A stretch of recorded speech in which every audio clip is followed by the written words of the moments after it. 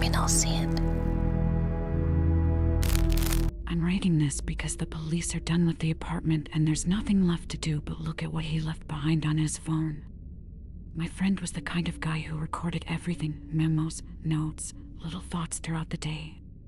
He said it helped his anxiety. Looking back at the timestamps from the week after Valentine's Day, you can actually track the moment his life started to turn into a nightmare. It's all right here in his voice memos and the notes app. It started so normal, which is the part that really messes with me. It's the kind of thing that could happen to any of us who decided to go out on a whim. He met her at a lounge a few nights before the 14th. He told me she was the most striking woman he'd ever seen, deep dark hair, pale skin, and this way of looking at him that made him feel like the only person in the room. They went out for a belated Valentine's Day 2 days after the actual holiday, because the restaurants were too crowded on the 14th itself. He thought he was being smart, avoiding the rush. He didn't realize he was just walking into a trap that had been set the moment he said hello. The first note in his phone from that night just says, "She's incredible, but something is off." She asked me what blood type I was within 20 minutes of sitting down. I laughed it off as a weird icebreaker, but she didn't laugh back. She just watched my neck while I drank my wine. After the date, he told her he didn't think they were a great match. He tried to be a gentleman about it. He told me he texted her something generic about not feeling a spark. That should have been the end of it. But then the recording started. There's a memo from the following evening. You can hear his breath hitching as he walks from his car to his front door. He whispers into the mic, saying that he's seen the same white sedan behind him for 3 miles. When he pulled into his complex, the car didn't park, it just hovered near the exit with the lights off, watching him get out. The next day, things got worse. He found a gift bag on his doorstep. Inside was steak, raw and graying in the sun, wrapped in a silk ribbon that looked exactly like the one she had worn in her hair during their date. There was no note. Just the meat, sweating through the paper. He called me that night, sounding breathless. He said he'd found his sliding glass door unlocked even though he was positive he'd bolted it. He'd gone into his bathroom to brush his teeth and found a long, dark strand of hair draped perfectly across his toothbrush. He didn't call the cops yet.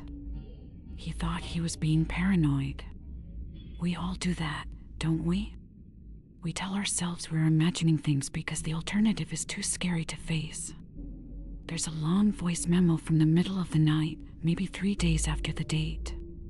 It's mostly silence, just the low hum of his ceiling fan. Then you hear him whisper, "I can smell her perfume. It's in the vents." It's that heavy, cloying rose scent she wore. I'm sitting in the dark with a kitchen knife and I swear I can hear someone breathing in the hallway, but when I look, there's nobody there.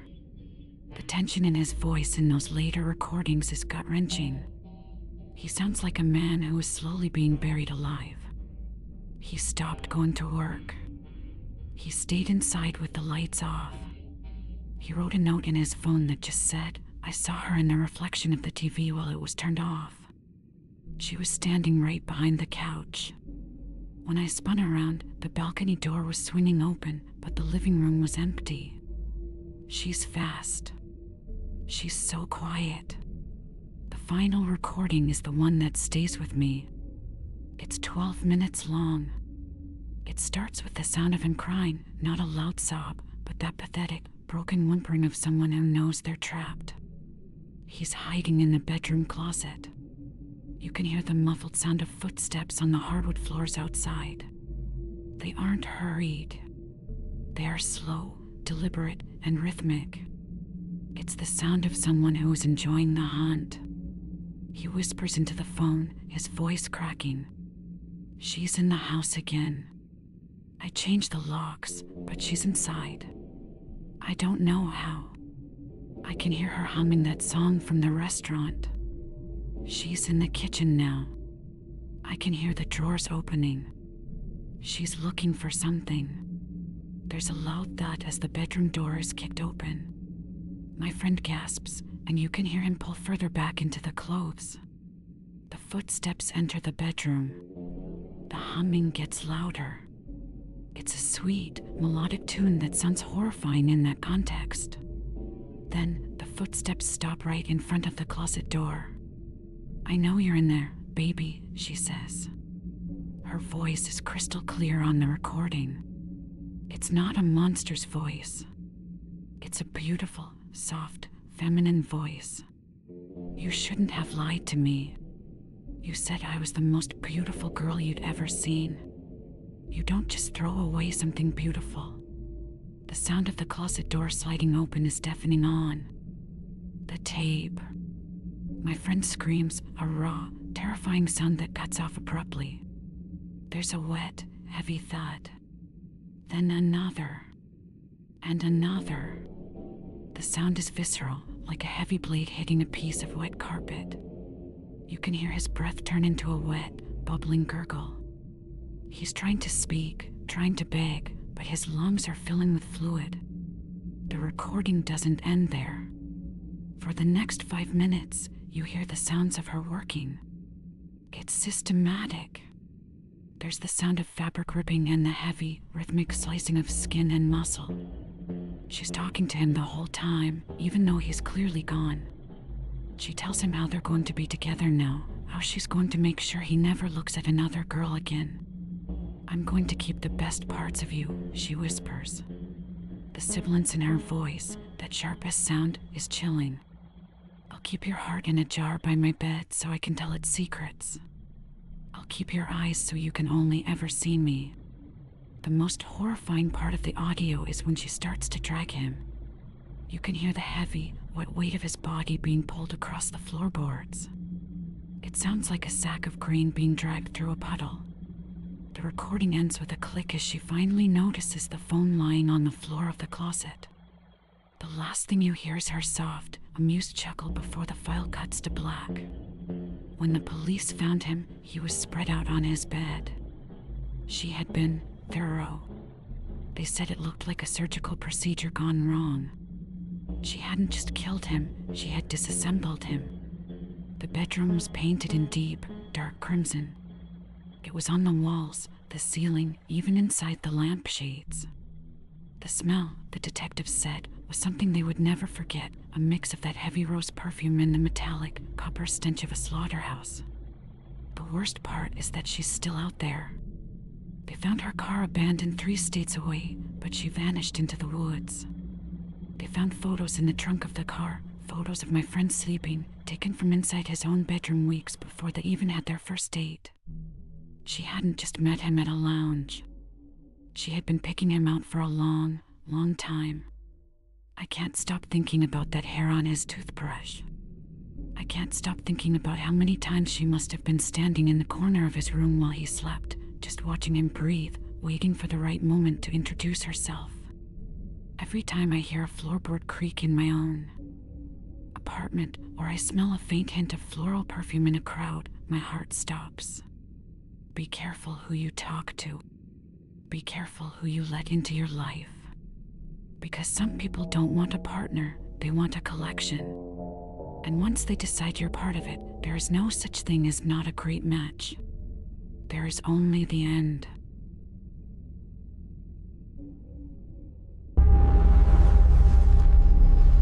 Next story.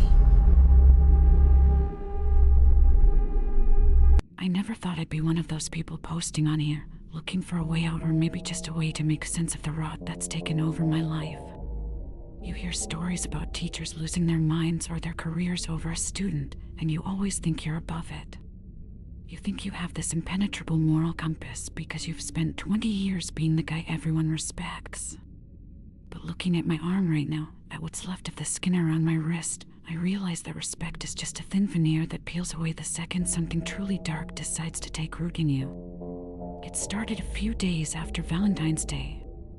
The hallways were still cluttered with those cheap paper hearts and the lingering smell of drugstore chocolate. I was staying late to finish grading some essays when she walked in. Her name was Maya. She was 16, quiet, the kind of student who sat in the back and drew intricate, jagged patterns in the margins of her notebook instead of taking notes. She wasn't a problem student, just distant. She walked up to my desk and dropped a small, braided bracelet onto my grade book. It was made of dark, waxed cord and some kind of coarse, reddish hair that I assumed was just dyed wool. She told me she'd made them for everyone in her circle and didn't want me to feel left out since I was her favorite teacher. She said it with this flat, rehearsed tone, playing it off like it was a meaningless gesture. I didn't want to be the guy who made it weird by refusing a harmless gift, so I thanked her and slipped it over my left hand. It fit perfectly. In fact, it felt warm, almost as if it had been sitting under a heat lamp. She watched me put it on with this tiny, sharp smile that didn't reach her eyes, and then she just turned and walked out without another word. By the time I got home that evening, the warmth hadn't faded. It felt like a steady, pulsing heat against my pulse point. I sat on my sofa, staring at the television, but I couldn't focus on anything. My mind kept drifting back to Maya. It wasn't just a passing thought, it was a heavy, intrusive presence in my brain. I started remembering the way her hair caught the fluorescent light in the classroom and the specific way she gripped her pen. It felt wrong. I'm 36 years old, and I've never had a single unprofessional thought about a student in my entire career. But suddenly, it was like my thoughts were being funneled into a single, dark canal, all leading straight to her. I decided right then that I was going to take the bracelet off. It was probably just some psychological trigger, a weird association I'd made. I grabbed the knot to slide it over my hand, but it wouldn't move. The cord felt tighter than it had at the school. I pulled harder, dragging it against my skin until the friction started to burn, but the material didn't stretch an inch. It felt like it was made of iron rather than string. I went to the kitchen and grabbed a pair of heavy-duty craft scissors, the kind that can cut through leather. I slid the blade underneath the cord and squeezed. The scissors snapped. The metal blade just sheared right off at the hinge, and a spark flew up, stinging my cheek. I looked down at my wrist and saw a thin line of blood where the blade had slipped, but the bracelet didn't have a single scratch on it. Worse than that, the blood from my cut didn't drip down my arm. It seemed to soak directly into the reddish fibers of the bracelet, making them glow with a dull, sickening luminescence. That was the first time I felt the panic, a cold, oily sensation sliding down my spine. Over the next few days, the obsession intensified until it was a physical ache in my chest. I couldn't sleep. Every time I closed my eyes, I saw her face, but it was distorted, her mouth moving in silent incantations. I started calling in sick to work because I was terrified of what I might do or say if I was in the same room as her. I spent my hours in a darkened living room, clawing at my wrist. The skin underneath the bracelet was beginning to change. It wasn't just bruised, it was turning a mottled, necrotic gray. It smelled like old copper and stagnant water. I tried everything. I used wire cutters, a hacksaw, even a blowtorch I had in the garage. Nothing worked. Every tool I used either broke or simply slid off the cord as if it were protected by an invisible field. And the more I fought it, the more the bracelet seemed to sink into me. By the end of the week, the edges of the cord were no longer sitting on top of my skin. They were becoming embedded in it. The flesh was swelling up around the braids, weeping a yellowish fluid that crusted over the knots. I started doing research, the kind of desperate, late-night searching you only do when you've lost all touch with reality. I looked into folk magic and binding rituals. I found a forum post from years ago talking about something called a blood tether. It described a ritual where someone uses their own hair and the blood of a target to create a permanent spiritual and physical anchor. The post said that if the tether isn't broken, the person wearing it eventually becomes a husk, their willpower and life force drained away to serve the person who cast the spell. The realization hit me like a physical blow. The reddish hair in the bracelet, it wasn't wool. It was hers. And she hadn't given them to everyone. She had chosen me. I went back to the school at night, using my key to get into the building. I I was frantic, my mind a screaming mess of illicit longing and pure, unadulterated terror. I broke into her locker, tearing through books and loose papers until I found it, a small, black leather journal hidden behind a pile of gym clothes. I opened it, and the smell of ozone and rot filled my nostrils. The pages were covered in that same jagged handwriting, but there were no school notes here. There were diagrams of the human circulatory system, with lines drawn from the heart to the left wrist. There were prayers written in a language that made my eyes ache just looking at them. In the back of the book, I found a Polaroid of myself. It had been taken from across the parking lot. My eyes had been scratched out with a needle, and a lock of her hair was taped over my chest. Around the edges of the photo, she had written one word over and over again, mine. I heard a soft sound from the doorway and spun around. Maya was standing there, silhouetted by the dim hallway lights. She didn't look like a teenager anymore. Her posture was wrong, her limbs too long and fluid. She looked at me, and I felt a wave of such intense, sickening love that I fell to my knees, gasping for air. It was like my heart was being squeezed by a giant, invisible hand. "It's starting to take, isn't it?" she whispered. Her voice sounded like dry leaves skittering across pavement. I tried to scream at her, to tell her to get away from me, but all that came out was a pathetic, choked whimper.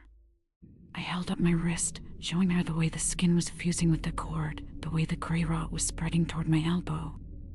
She walked over and knelt beside me, her fingers cool and damp as she touched my cheek. "You don't need to fight it," she said, her voice dropping to a low, soothing hum. "The pain is just the old you leaving. Soon, there won't be any space left for anything but me. You'll be so happy then. No more choices. No more guilt." She reached out and gripped the bracelet, twisting it. I felt a white-hot flush of agony as the cord grated against my radius bone. I looked down and saw that the string had grown tiny, hair-like rootlets that were burrowing deep into my veins, pulsing with every beat of my heart. They were drinking from me. I managed to push her away and stumbled to my car, driving blindly until I reached my house. That brings me to now. I'm sitting in my bathroom with a meat cleaver on the counter. The arm is dead. From the elbow down, it's a blackened, swollen mass of necrotic tissue and pulsing red twine. I can feel the roots moving up toward my shoulder, tickling the inside of my bicep. They're reaching for my heart. I have to do this. I have to do it before the love comes back, before the thought of her makes me drop the blade. My vision is blurring, and I can hear her voice in the back of my head telling me that she's on our way, that she's almost home. If you're reading this, and someone offers you something homemade, something they say is for everyone, just look at their eyes. Look for the sharp smile. Because once the knot is tied, there is only one way to get it off, and I don't know if I have the stomach to finish what I'm about to start. The cleaver is heavy, but the roots are faster. I can feel them reaching my neck now. I can feel them starting to whisper. The weight of the meat cleaver felt wrong in my hand. It was too heavy, too real, like a lead weight pulling my shoulder out of its socket. I leaned against the cold porcelain of the sink, staring at my reflection. I didn't recognize the man staring back. My skin was the color of wet parchment, and my eyes, they looked like they were receding into my skull, surrounded by dark, bruised circles that looked like thumbprints. I looked down at my left arm. It wasn't an arm anymore. It was a monument to something ancient and hungry. The swelling had moved past my elbow, turning the skin a glossy, translucent purple that looked ready to burst. Underneath that thin, stretched surface, I could see things moving. They weren't veins. They were thick, undulating cords that pulsed in a rhythm that didn't match my own heartbeat. It was a slower, deeper thrum, a heavy thud-thud that vibrated all the way up into my jaw. The bracelet itself was gone, completely swallowed by the overgrown, weeping flesh of my wrist. Only the dark, braided texture remained, embossed into my skin like a brand. I gripped the handle of the cleaver so hard. My knuckles turned white. The love I felt for Maya was trying to stop me. It was a physical force, a warm, honey-like sensation that flooded my brain every time I thought about swinging the blade. It whispered that she was coming for me, that she was the only one who could fix this, and that hurting the arm would be hurting her. I had to bite my tongue until I tasted blood just to keep my focus. I had to remind myself that this wasn't love. It was a parasitic takeover. It was a rot that wanted to wear my skin like a suit. I laid my arm out on the edge of the bathtub. The ceramic was freezing, but I couldn't really feel it. My arm felt like it was encased in hot lead. I took a deep breath, the air whistling through my teeth, and I raised the cleaver high above my head. I didn't give myself time to think. I didn't give the love time to talk me out of it. I just let the weight of the metal fall. The sound wasn't what I expected. There was no clean thwack of metal hitting bone. Instead, it was a wet, grinding noise like a shovel hitting a pile of damp mulch. The blade buried itself 3 inches deep into the meat of my bicep, but it stopped dead. It didn't hit bone. It hit the roots. I screamed, but the sound was muffled by the sudden, overwhelming scent of lilies and decay that filled the bathroom. My blood didn't spray. It didn't even drip. It was thick and black, the consistency of motor oil, and it stayed inside the wound, churning as if it were alive. The roots, those thick, braided cords of hair and magic, started to lash out from the incision. They looked like blind, pale worms, wiggling into the air, reaching for the blade of the cleaver. I tried to pull the cleaver out for a second swing, but it was stuck. The roots had wrapped around the steel, pulling it deeper into my arm.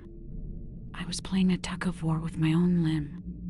The agony was incredible, not just a sharp pain, but a deep, structural violation that felt like my very nerves were being unspooled and rethreaded. I fell back against the tiled wall, dragging the cleaver with me, my breath coming in jagged, desperate gasps. "Please," I sobbed, though I didn't know who I was talking to. "Please, just let go." But the voice in my head didn't sound like mine anymore. It was soft, melodic, and it carried the weight of 1,000 years. Why would I let go when we're just getting started? I looked at the mirror again. My reflection was changing. The black blood was leaking from my eyes now, staining my cheeks like ink. The roots were no longer just in my arm. I could see them moving under the skin of my chest, tracing the lines of my ribs, heading straight for my heart. They were moving with purpose, knitting themselves into my muscles, replacing my anatomy with their own dark architecture. The bathroom door creaked open. I hadn't heard the front door, but I knew she was there. I could smell her, that mix of cheap schoolgirl perfume and the iron scent of a slaughterhouse. Maya stepped into the small, cramped space, her shadow stretching across the tiles until it touched my feet. She wasn't wearing her school uniform anymore. She was wearing a simple, white shift that was stained at the hem with mud and something darker. She didn't look horrified at the sight of me slumped against the wall, a meat cleaver buried in my arm. She looked proud, like an artist looking at a masterpiece that was finally coming to life. She walked over and knelt in the black, oily puddle surrounding me, heedless of the mess. "I told you it would be better if you didn't fight," she said. Her voice was a low, rhythmic vibration that seemed to make the roots in my chest pulse faster. The cleaver was a brave touch, though. "I didn't think you had that much fight left in you. But you can't cut out what's already become a part of your soul." She reached out and took the handle of the cleaver. With a strength that shouldn't have been possible for a girl her size, she twisted it. I heard the bone in my arm finally snap, a dry, splintering sound that echoed off the bathroom tiles. I didn't even have the breath left to scream. I just slumped forward, my forehead resting on her shoulder. "There," she whispered, stroking the back of my head. "The old structure is broken. Now we can build the new one." She pulled the cleaver out of my arm and tossed it into the sink. It clattered against the porcelain, a useless piece of metal. Then she took her own wrist and bit down hard. She didn't wince. She just waited until the blood started to flow, bright, vibrant red, and then she pressed her wand against the black, gaping hole in my arm. The reaction was instantaneous. It felt like a circuit had been completed. A jolt of pure, electric ecstasy shot through my body, dulling the pain, erasing the fear, and replacing everything with a singular, terrifying devotion. I could feel her blood entering my system, fighting the black rot, mixing with it, creating something new. The roots in my chest stopped wandering and began to settle, wrapping firmly around my heart, squeezing it in a rhythmic, eternal embrace. I looked up at her, and for the first time, I didn't see a student. I didn't even see a girl. I saw a lighthouse in a storm of absolute darkness. I saw the only thing that mattered. The obsession wasn't a side effect anymore. It was the entire foundation of my existence. What am I? I managed to ask. My voice was thick, bubbling with the fluid in my lungs. Maya smiled, and this time, the smile reached all the way to her eyes. They were entirely black, void of any light or humanity. "You're my anchor," she said. "You're the place where I stay when the world gets too loud. You're the vessel for the things I can't carry myself." She stood up, pulling me with her. I should have been dead. I had lost liters of fluid, my arm was a shattered ruin, and my internal organs were being laced with supernatural fibers. But I felt stronger than I ever had in my life. I felt solid. We walked out of the bathroom and into the living room. The house felt different now, smaller, less significant. It was just a box. The only thing that was real was the tether. As we stood there in the dark, I realized that the love I had felt earlier was gone.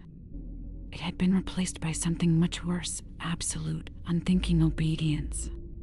I'm writing this now because there's a small part of me, a tiny, flickering spark of the man I used to be, that is still trapped in the back of my mind. It's watching through my eyes as she prepares the next set of chords. She's sitting on the floor, braiding more of that reddish hair, humming a tune that I recognize from my own childhood. She's making more bracelets. She says we need more anchors.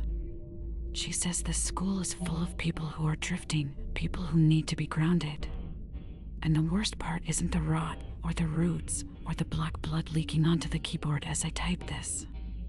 The worst part is that I'm actually looking forward to helping her put them on. I can hear the bus pulling up at the corner. It's morning already. Time for school.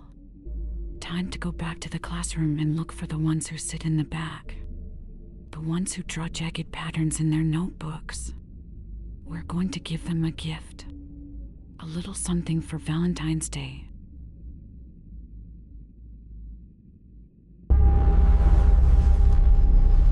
Next story. I never thought a smell could haunt me, you know?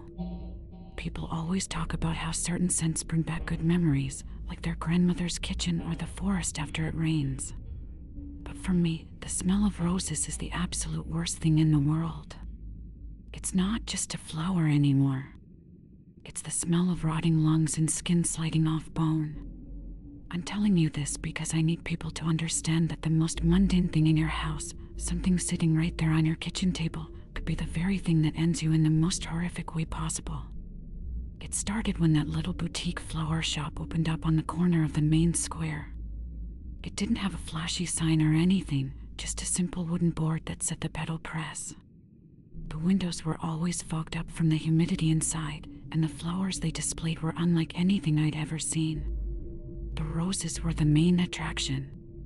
They were this deep, bruising shade of crimson, almost black at the edges of the petals, and they were huge. They looked healthy, almost too healthy, like they were made of wax. Everyone in town was obsessed with them. It became the thing to do. If you were going on a date, or if it was someone's birthday, you went to the pedal press. I bought a dozen for Sarah. We were celebrating a promotion, and I wanted to do something classic. When I walked into that shop, the air was thick. It was hard to breathe, honestly, like the oxygen had been replaced by this cloying, heavy perfume that stuck to the back of your throat. The owner was a small, thin man who didn't say much. He just moved with this weird, jerky precision, clipping the stems and wrapping them in heavy brown paper. I remember he wore thick rubber gloves, all the way up to his elbows. I didn't think anything of it at the time. I just figured he had an allergy or didn't want to get pricked by thorns. I took them home and put them in a vase on the nightstand. Within an hour, the whole bedroom smelled like a funeral parlor.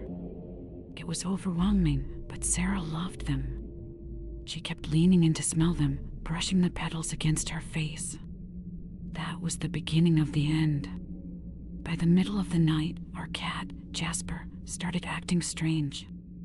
He was a healthy tabby, never had a day of sickness in his life, but he started hacking, this wet, heavy sound that didn't stop. I got up to check on him and found him in the hallway. He wasn't just throwing up hairballs. He was coughing up these dark, stringy clumps of what looked like his own throat. I tried to pick him up, but his fur felt damp. When my hand touched his side, a whole patch of his skin just slid. It didn't tear. It just detached from the muscle underneath like it had been steamed off. He didn't even scream. He just looked at me with these glazed eyes while blood began to seep through his pores. He died in my arms before I could even get to the car. I thought he'd eaten something poisonous in the garden, maybe some bait or a chemical. I had no idea the poison was already in the air. By the time the sun came up, Sarah wasn't waking up. I went to shake her shoulder, and my fingers sank into her skin. It felt like soft dough. She groaned, a sound that didn't even come from her throat, but from deep in her chest, a bubbling, wet rattle. When she finally opened her eyes, the whites were completely red. The capillaries had all burst at once. She tried to speak, but she just started vomiting this black, oily fluid.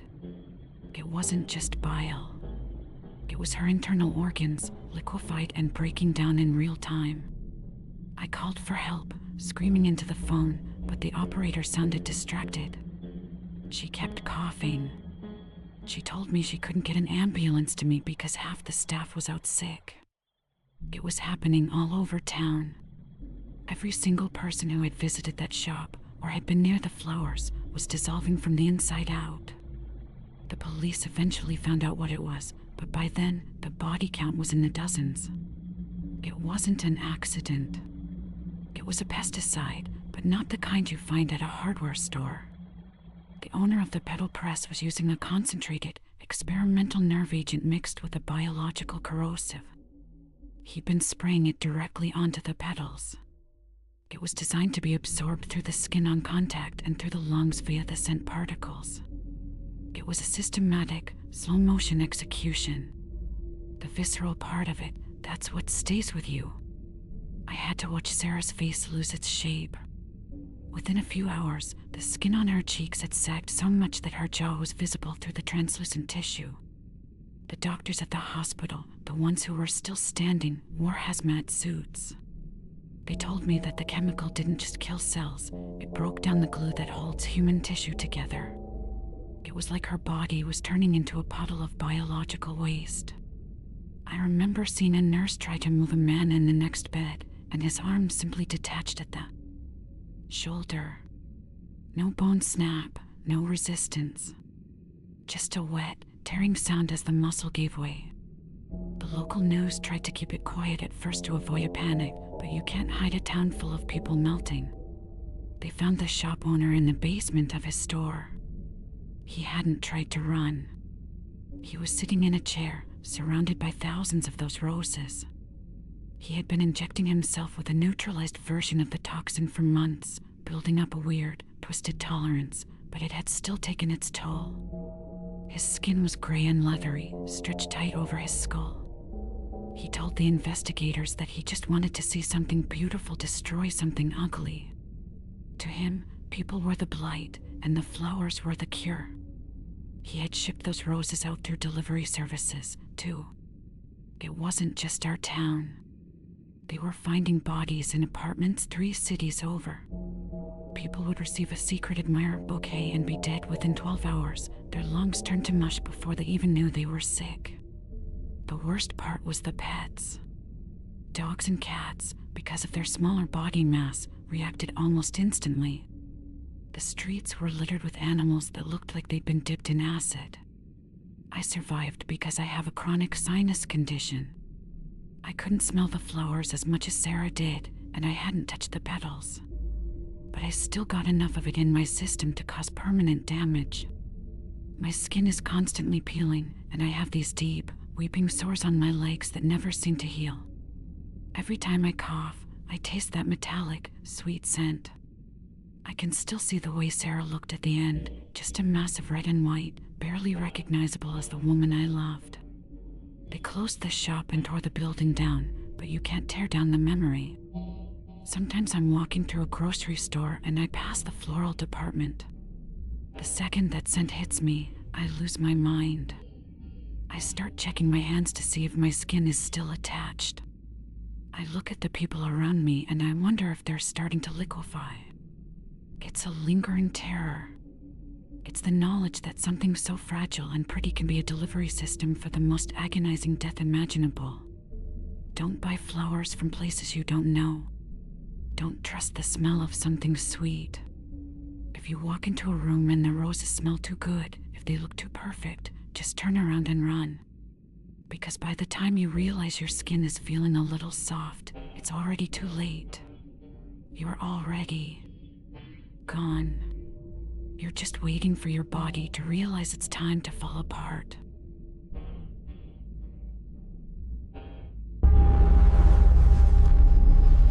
Next story.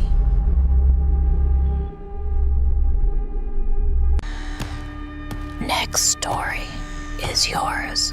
Take a look at the shadow in the corner of your room. Are you sure it was that shape a minute ago? Subscribe or be the next in line.